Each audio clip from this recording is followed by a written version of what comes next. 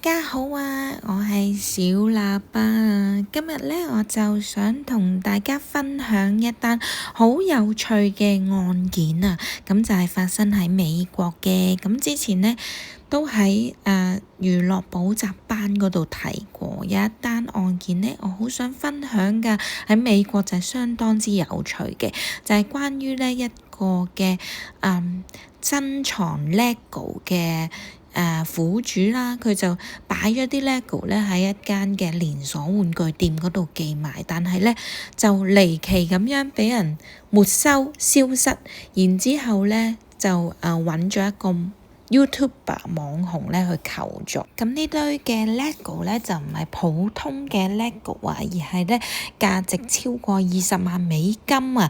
總共咧成780套全新啦，係包住封膜嘅 Star Wars 嘅絕版珍藏嚟嘅。咁呢件事咧已經持續咗成年㗎啦，咁仲未有一個嘅結果。咁當中咧係牽涉跨國企業啦嘅黑手黨嘅故事啦，咁商界嘅黑幕啦，仲有咧就係警方嘅官商勾結啦，仲有牽涉咧就係宗教高層嘅一啲荒誕嘅事蹟啊。咁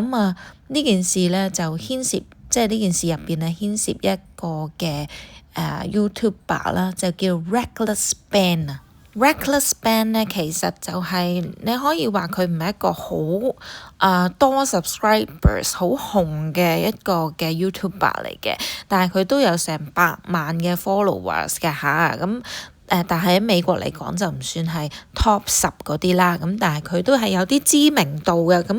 佢專係打假嘅。咁所以咧就有一個苦主，即係呢一個 LEGO 案呢個苦主咧，就因為自己搞唔掂呢個案件，咁所以咧就揾咗呢一個 YouTuber 咧去求助啊。咁呢個 YouTuber 咧就係圖片上邊呢一個 Reckless Ben 啊。咁佢咧其實就係做一啲片咧，主要就係除咗伸張公義之外咧，最主要嘅原因咧就係佢想賺流量。咁估唔到咧呢單案件咧成為一個佢嘅 YouTube 嘅生涯嘅一個轉捩點。咁我哋講下呢一個受害者先。咁受害者咧就叫 Brian Mansell 啊。咁咧佢咧就係住喺美國西岸嘅一個普通嘅大叔啦。咁喺2000年開始咧，即係26年前開始啦，佢同佢嘅爸爸咧就揾到人生嘅共同嘅嗜好喎。咁佢哋嘅共同嘅愛好咧就係收集 LEGO Star Wars 系列啊。佢哋屋企入邊嘅車庫咧就唔係愛嚟擺車嘅，而係咧愛嚟擺所有佢哋嘅 Star Wars 嘅 LEGO， 就好似咧一個 Star Wars 嘅博物館咁啊！佢哋咧唔係淨係愛嚟買嚟玩嘅喎，佢哋咧就非常之有遠見嘅。每一套買咗翻嚟咧，都係用防潮膜包好啦，連個盒嘅一個角咧都唔能夠有折痕嘅。呢20幾年嚟啊，佢哋咧唔食煙唔飲酒，將所有嘅錢咧都變成呢780套嘅夢幻收藏啊！咁裡面咧包括咗第一代嘅 UCS 終極收藏家系列啦，絕版嘅系列同埋咧一啲揾唔到嘅限量版系列啊！到咗2023年咯喎，Brian 嘅爸爸咧就已經年事已高啦，亦都咧患咗 cancer， 屋企咧就需要資金去周轉啦、醫病啦。Brian 見到呢一個車庫入邊咁多嘅珍藏，咁就決定咧係時候啦，將呢一份20幾年嘅心血咧變現啊！佢經過專家嘅評估啦，佢咧就估計呢一批全新未拆封嘅收藏咧，市值係大概價值咧係20萬嘅美金，即係150幾萬港紙咁樣啦。Brian 就諗啦，呢一批嘅珍藏咧放喺 eBay 上面賣，究竟要賣到幾時咧？不如簡單啲啦，佢就揾咗一間咧叫做 Bricks and Minifex 嘅商店啦，去幫佢寄賣嘅。Bricks and Minifex 呢一個商店咧係喺美國係有即係一個好有名嘅連鎖店嚟㗎。咁啊不過佢就係 franchise 嘅，係加盟嘅，即係用啲加盟嘅方法咧嚟到開分店嘅。咁佢哋咧就係專門收購啦、賣啦一啲二手同埋絕版嘅 LEGO 嘅。全美國咧都有幾十間嘅呢啲 franchise 嘅分店嘅。咁啊 Brian 咧去呢一間嘅分店咧，就係喺佢屋企附近啊，奧勒岡州嘅 Beaverton 嘅一間嘅 franchise 嘅分店。咁當時咧，分店老闆見到呢批貨啊，隻眼都發光，拍住心口咧就同 Brian 講啦：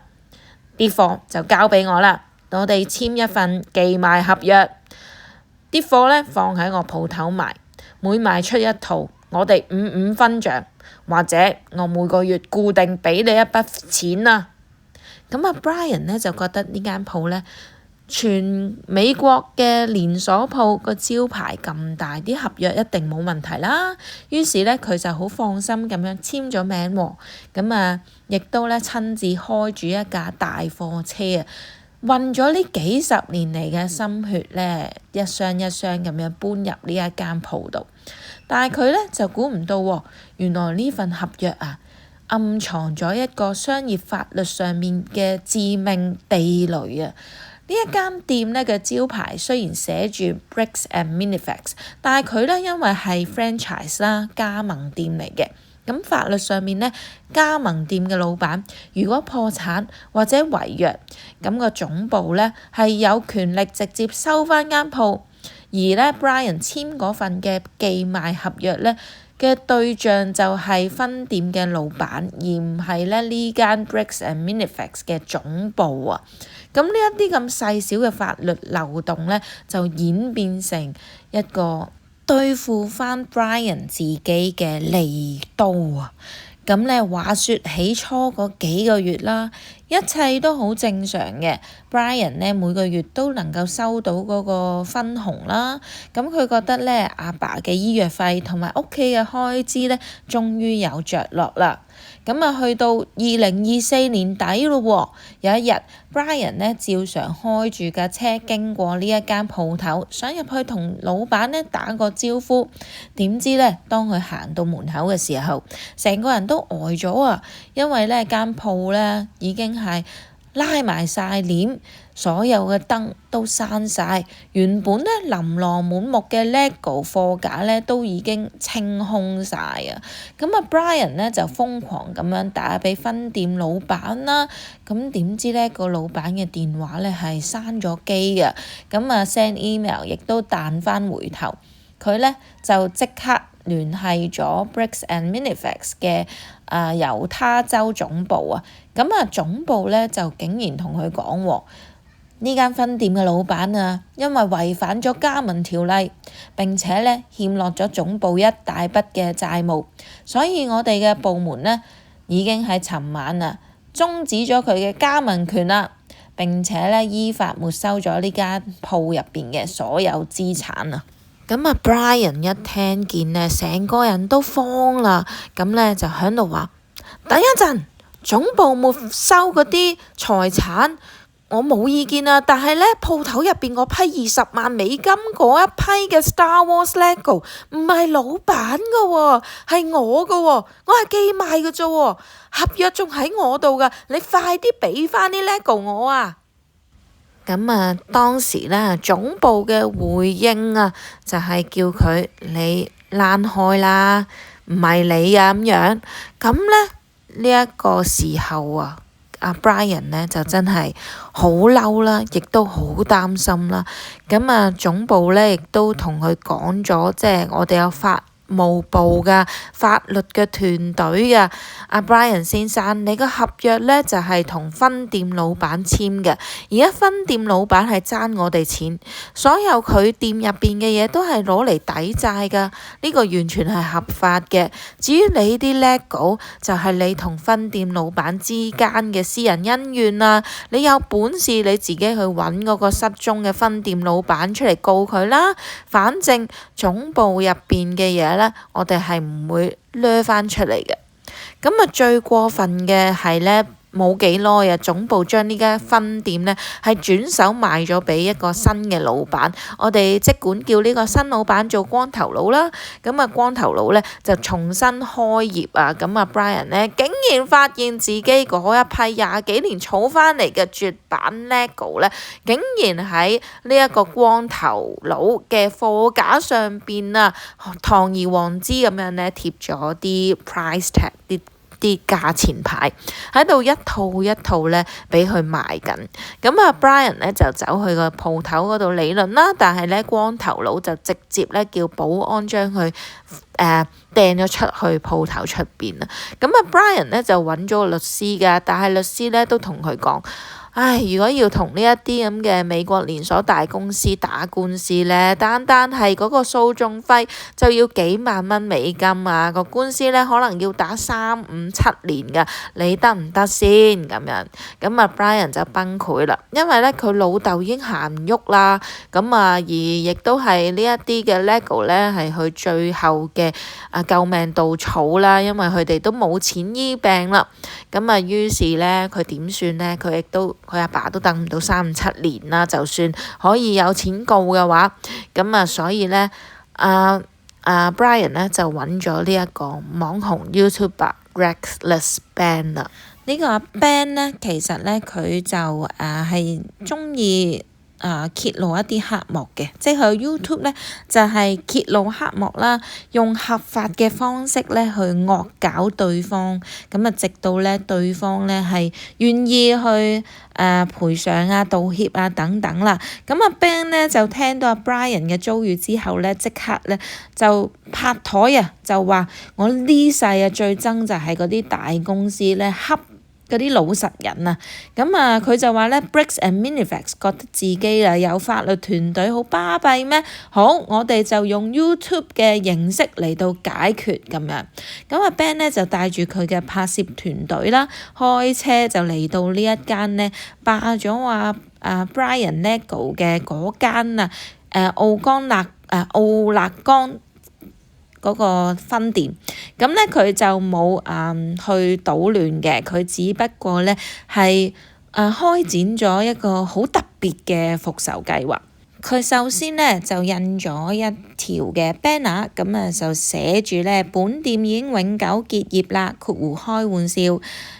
我哋只係偷咗一個家庭花費24年儲低嘅20萬美金嘅 LEGO 積蓄啫。佢哋告我哋但係我哋唔 care，因為我哋有嘅係錢。第二日朝頭早啦，一個光頭佬嚟開門嘅時候咧，見到呢條 banner 真係好鬼嬲啊！咁一手咧就扯咗個 banner 落嚟，就對住咧離遠望住佢嘅阿 Ben 係喺度叫啦、怒哮啦。咁而阿 Ben 咧就坐喺架車度一路飲咖啡，一路咧將成個過程咧係錄低同埋咧擺上網嘅。咁另外一個嘅復仇計劃咧，就係阿 Ben 咧就着住一套好正式嘅燕尾服啦，就攞住一個金光閃閃，上邊咧黏住一隻 LEGO 公仔嘅獎杯啊！咁當然就係自己自製嘅獎杯啦，就拎住呢個獎杯大搖大擺，帶住攝影師咧就走入個鋪入邊啦。咁阿 Ben 咧走入鋪入邊嘅時候咧，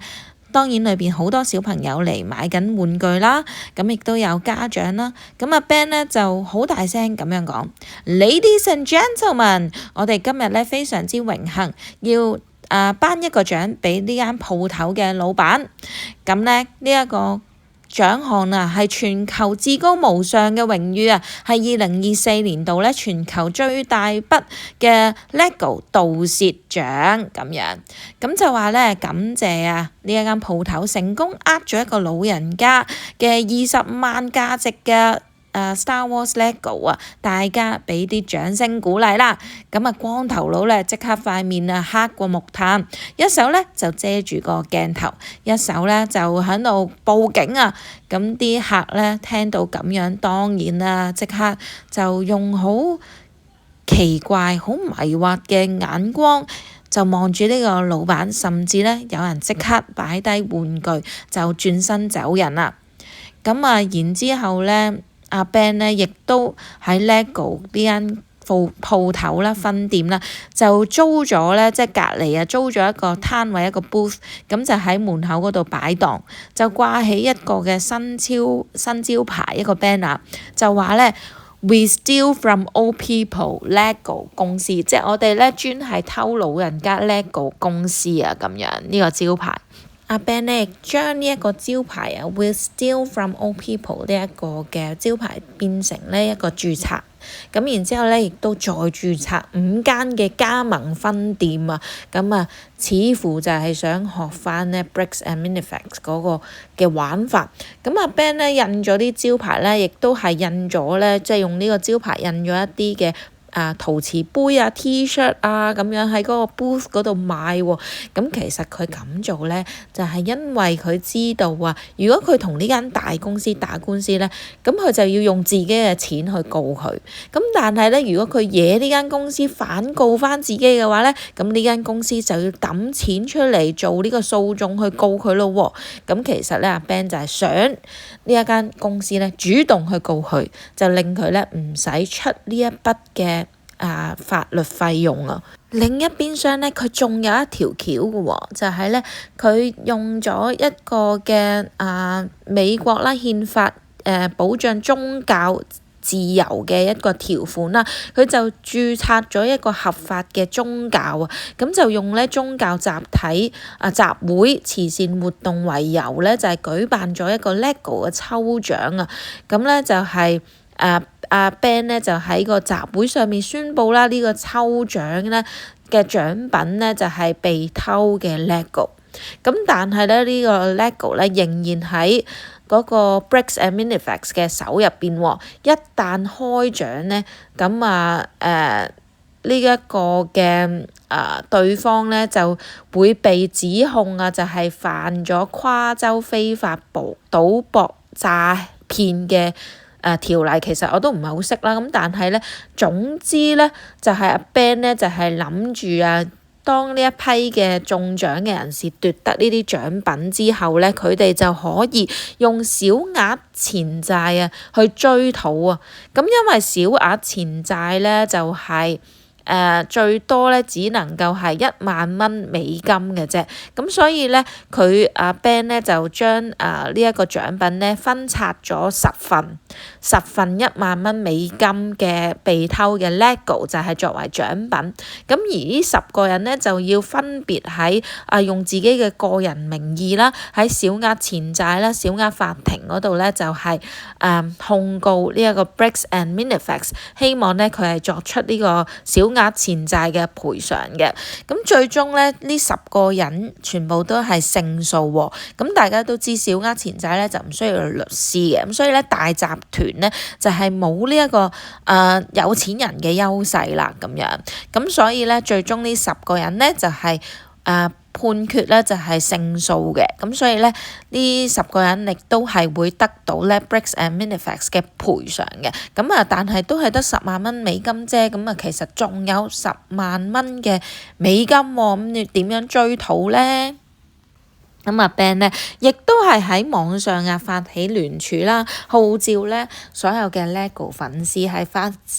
起呢個抵制嘅。咁呢一啲嘅影片咧喺 YouTube 上面咧播出咗之後咧，就有幾百萬嘅流量咯喎。呢間鋪嘅嗰啲嘅 Google Map 評分咧，就即刻俾嗰啲網民係即刻就負評啦，由4.8星咧一路跌到落去1.1星啊！成個嗰啲 Google Map 嗰啲評論咧都係寫住話佢係小偷店啦，話佢咧賣賊贓啦，亦都咧係叫佢還翻啲 LEGO 俾阿伯咁樣。呢個網絡公審咧真係不得了啊！咁呢個光頭佬咧亦都要求助於呢個 Minifex 嘅總部啊，咁咧就係總部咧就係喺猶他州嘅喎，咁認識咧美國嘅朋友都知道啦，猶他州咧其實就係摩門教嘅一個核心總部啊，咁當地好多市鎮政客警察甚至乎嗰啲大企業嘅老闆咧，都係屬於摩門教嘅圈子入邊嘅。咁所以咧，阿 Ben 咧都即係為咗追尋呢個公義啦，亦都帶住佢嘅團隊咧去到總部，即係猶他州嗰度啦，就進行抗議咧同埋拍攝。但係呢一次咧，佢哋低估咗呢一個總部嘅狠辣啊！總部咧就用一啲嘅長期跟蹤啊、人身騷擾啊、誹謗啊、恐嚇啊呢一啲嘅罪名咧，就去控告Ben 啊，就同警察講啊，就令啲警察咧係追捕阿 Ben 喎。This Lego case goes deeper than anyone thought. Every piece of evidence tells a story, and we're about to expose the whole thing. Police! Put your hands up now! I'm just serving legal papers. This is a setup. 好啦，我哋又要講翻少少轉頭咧，就係當初喺Brian 啦嗰間寄賣分店嗰原先嗰個老闆咧，其實咧就曾經即係出過嚟講嘅，因為即係呢件事咧，Brian 呢件事咧，Lego 呢單案咧出咗街通咗天之後咧，嗰個老闆原先嘅老闆都俾人咧係咁鬧佢，話佢咧點解俾個分店咧係沒收，點解俾個總部沒收晒嗰啲 Lego？ 咁而嗰個老闆咧，亦都擺咗一條片出嚟，就證明咧有一日嗰個新老闆即係光頭佬咧，係突然間就出現收翻佢間鋪。咁而當時咧舊老闆咧，亦都清楚講明有一批嘅 Lego 咧係屬於 Brian 嘅，而我哋係未俾晒錢㗎咁樣。咁但係咧個光頭佬咧就話，呢啲嘢我哋會搞掂㗎啦咁樣，咁所以咧舊老闆就出嚟澄清楚呢件事咧係唔關佢事，係光頭佬咧答應咧係會即係攞翻即係呢一個嘅俾錢呢一個嘅責任嘅咁樣。咁之前咧，阿 Ben 咧未去猶他州之前咧，佢去嗰間光頭佬嗰間分店嗰陣時咧，每一次入去佢都俾人趕走嘅，亦都俾人報警啦。咁所以咧，佢就曾經試過喎，諗住知己知彼啦，試探下嗰間鋪嘅店員先咁樣，究竟咧佢哋點解會幫呢個光頭佬手去趕走佢哋嘅咧？因為正常人聽到呢個故事都應該會幫正義嗰一邊㗎嘛，咁樣。咁於是咧，呢一個 Ben 咧又諗出一個詭計喎，佢咧就係咧走去揾另外一個嘅人，即係另外一個演員啦。咁咧就係拎住一個攝影機，即係帶住攝影團隊就入去。咁咧就係話探店咁樣啦，咁店入邊呢，一啲嘅玩具，即係買玩具嘅家長嘅客人咧，其實都係演員嚟㗎。佢見到呢一個嘅YouTube嘅演員咧就話：哇！你咪邊個？你好紅㗎喎！你係咪嚟拍玩具開箱啊？咁樣跟住咧就話咧呢一個係 LEGO 嘅 YouTube 嘅網紅嚟嘅咁樣。咁咧呢個店員咧就即刻留意下呢一個網紅啦。咁呢個網紅咧即係演員嚟嘅。就假嘅，就話我而家咧有個抽獎啊，小朋友你抽唔抽獎啊？咁樣咁全部人都抽獎啦。咁然之後咧個 YouTuber 咧即係假個演員咧就問個店員：咦，你抽唔抽獎啊？抽到獎咧就會可以去到我哋嘅 LEGO 部落嗰度做即係成為會員啊、貴賓啊咁樣嘅。咁咧呢個店員咧果然不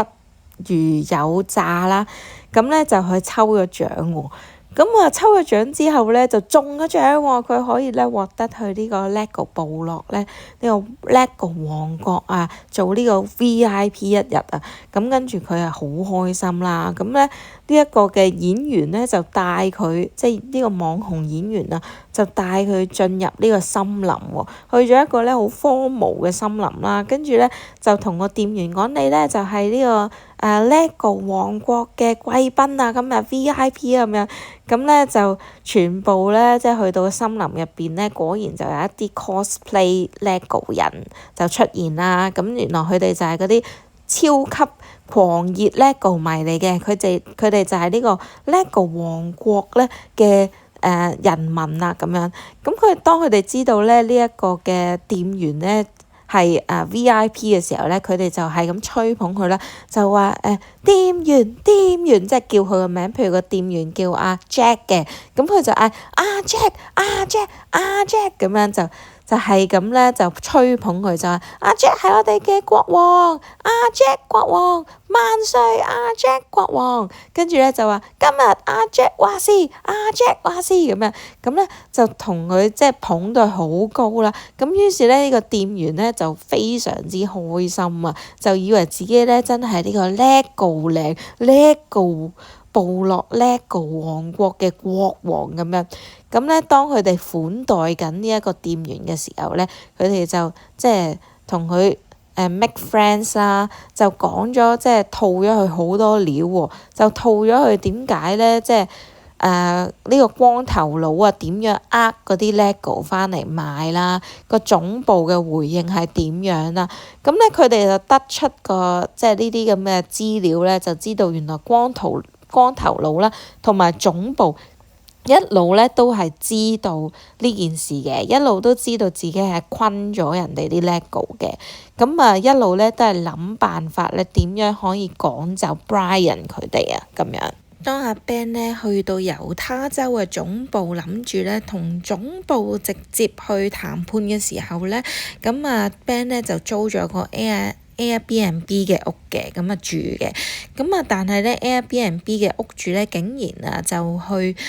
報警就話聽見咧房入邊有人講話偷翻嚟嘅 LEGO 呢啲咁嘅字眼喎，咁咧所以就報警，咁咧然之後當地嘅警察就將阿 Ben 咧係以騷擾同埋跟蹤嘅罪名咧係圍到佢同埋拉咗佢啊。咁警察咧入去 Airbnb 去拉佢嘅時候咧，係拎住啲步槍入去咧捉佢，並且咧係發生衝突啦，亦都係咧拉傷咗佢嘅手臂同埋膊頭嘅。咁喺佢被拘捕嘅期間咧，咁因為嗰啲美國嘅警察咧心口都有部 GoPro 嘅，就會拍低咧嗰個畫面嘅。咁亦都咧係呢一個畫面係拍低咗啦。咁但係咧，當阿 Ben 就要求公開嘅時候咧，咁呢個 GoPro 即係警方公開嘅畫面咧，就係冇咗聲嘅喎。但係最有趣咧，就係佢嗰個鏡頭只係得一個警察係冇咗聲嘅啫個畫面，咁其他都有收錄到啲聲音嘅喎，其他人。咁所以咧，佢要求即係阿 Ben 咧，其實就係要求警方嗰面咧公開晒所有嘅聲同畫面啦，咁但係咧，即係呢件事上咗網之後咧，亦都有網民幫佢咧，唔知係咪 hack 咗啦，或者係佢哋警方咧嘅意外啦，就係咧無啦啦有一段嘅執法記錄嘅畫面咧，就係 upload 咗上網咁俾啲 hacker 啦，或者係唔知邊個啦，唔小心公開咗。咁喺嗰個 GoPro 嘅畫面上面咧，同埋個聲音上面咧，聽到咧佢哋亦都係無理去執法嘅咁樣。咁亦都係用咗過激嘅行為啦，整親阿 Ben 咁樣啦。阿 Ben 咧，除咗同總部周旋之外咧，其實佢都有諗過咧去做一個眾籌嘅，因為佢哋即係阿 Ben 就覺得咧，既然即係其實Brian 咧都係想要翻啲錢去醫病，咁不如佢又試下眾籌啦咁樣，所以佢咧就喺 GoFundMe 嗰度咧做咗一個眾籌嘅。咁另外咧，佢哋亦都喺 Patreon 嗰度咧開咗一個嘅平台啦。咁而總部咧其實都有施壓去俾 Patreon 嘅，就叫 Patreon 咧將呢一啲嘅事情啦就下架，將呢個平台所有關於 LEGO 呢件案嘅嘢都下架。咁但係咧 Patreon 咧嘅CEO 就出嚟啦，就話呢個 Bricks and Minifex 咧，其實個總部就寄咗一個律師信俾佢，要求咧就係將阿 Ben 設立嗰個為 Brian 募捐嗰個頁面啦，同埋相關 LEGO 案件嘅事情咧去下架嘅。咁但係咧 Patreon 嘅 CEO 咧就話其實佢哋係冇違反我哋嘅規定嘅，所以咧我係唔會將呢樣嘢係下架嘅，仲叫咧 Briggs and Minifex 咧你慳翻啦咁樣。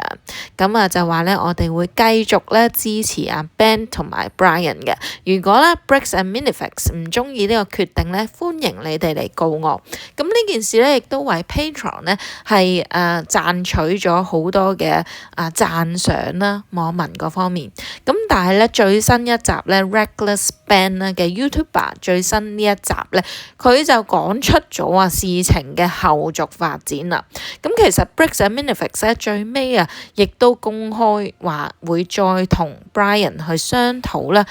俾翻嗰啲嘅 LEGO 嘅錢佢嘅。咁但係咧呢個阿 Ben 咧就慘啦，因為阿 Ben 咧就話佢已經收到律師信啦，佢最新一集咧嘅 YouTube 咧就要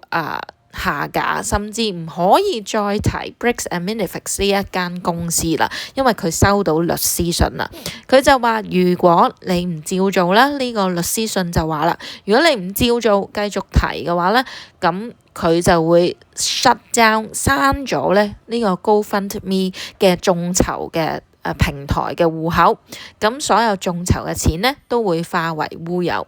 咁所以咧阿 Ben 就話佢唔可以再講呢間公司，亦都唔可以再出片啦。佢話嗰啲片咧已經製成咗，不過已經唔可以出街，亦都唔可以再提呢間公司啦咁樣。